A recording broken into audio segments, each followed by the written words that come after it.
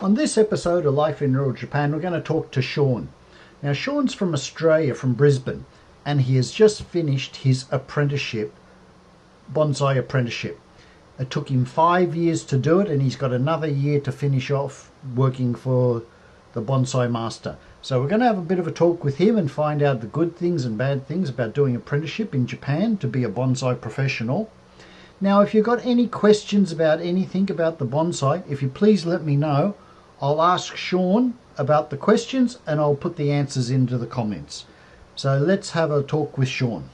Okay, so today we're going to have a talk with Sean. He's going to tell us about what it's like being a bonsai apprentice in Japan. G'day guys. So, what it's like to be a bonsai apprentice in Japan. So how long does it take to become a fully qualified bonsai professional? So, depending on the nursery you're with, generally it's a 5-year apprenticeship and then you give 1 year back to your boss. So it's about 6 years in total. And right now I'm in my final 5th year. And it's been a blast, but hard. Yeah, what are the hardships you have to put up with? The pay, the rules. Well, what rules? Well, I live with my boss and his family, so I'm basically, I'm on the clock 24/7. Okay. No chance to hide. Privacy's a little bit low, but... Hard to pull a sickie? Yeah, hard to pull a sickie. But it's not so bad, Yeah. To do the apprenticeship, you have to love bonsai, and that's why I'm here. So to me, it doesn't bother me as much, but other people... Yeah, maybe not so easy, but it's fun. Yeah. What advice would you give someone like coming from Australia or America or something who wants to do a bonsai apprenticeship? Definitely study the language as best as you can before coming here. Not a lot of masters speak English. Some do, but depending on the work, it's easier for them to teach you in Japanese. So if you can pick up the basics before coming here, that will make your life so much more easier. So like in Australia, if you do like a mechanics course or a carpenter's course or something, you go to tech. You don't go to tech or anything. No. You're just taught by your master. Yeah, it's all hands on site, no classroom studies, none of that. Okay. So you learn as you go and develop sense throughout the process. Okay. So there's no really written stuff or reading stuff or anything like that? Not really, no, but there are textbooks that people have made and it doesn't hurt to study that. And any additional study is beneficial. So, studying a bit of the horticultural side, researching different trees and what their needs and wants are, for the better words. You can do that sort of stuff in your private time, which will really help boost you in the long run. Yeah. So what are your thoughts for the future? Thoughts for the future? What do you want to do in the next few years after you finish here? Golden question.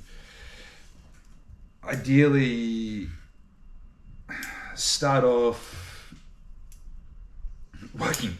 I want to try and get as much work organised as possible. I'd like to eventually build my own school, my own sort of museum garden, replicating something similar to, a garden in Japan, my own personal bonsai garden. But I'd like to start a school, teach people, do workshops, and if I can expand, then hopefully, get international demonstrators to come and stay, and try to recreate Bonsai Japan in Australia, but in a smaller scale.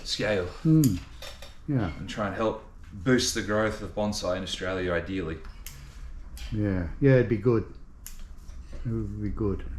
If I can help spread the love of bonsai that I've got for the love of bonsai, then I'd be happy. Yeah, you've achieved your goal. No. Exactly. Working with plants is very therapeutic, and I want to try and share that passion with people that want to learn, and hopefully get new followers interested in the art of bonsai and watch it keep growing from there. Yeah. Yeah, I really enjoy looking at them myself. I know nothing about them, but I enjoy looking at them and just how they're done and different styles, like the way different people do them too. Exactly. You know, like here they leave all the bark on, but some other places they take all the bark off and shine them up and that. So Yep. And certain people, they've got their own preferred style. Like, you know, some people, they like to do cascade or semi-cascade or only bunjin literati. Some people, they like to do a bit of everything.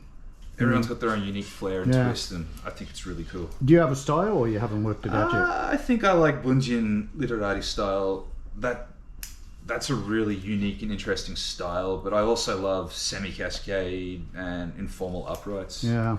But I think bunjin, What's that? that's a really different style where it's more wabi-sabi, so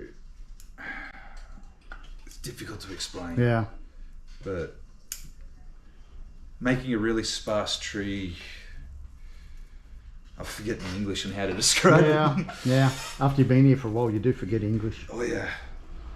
It's the other thing, like, I have to relearn myself how to teach people in the future, because so much of this, you know, we just work in silence, and then people will come up and they'll ask, so why are you doing this and for what reason? Yeah. And because I've just been doing it silently for so many years, I've got to try and figure out how to find the words to describe it. Describe what you're doing. Yeah.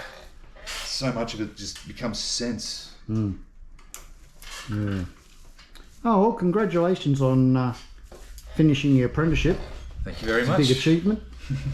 Big achievement, a lot of hard work and not a lot of money. A lot of blood, sweat and tears, but I've never been happier. Yeah, that's good.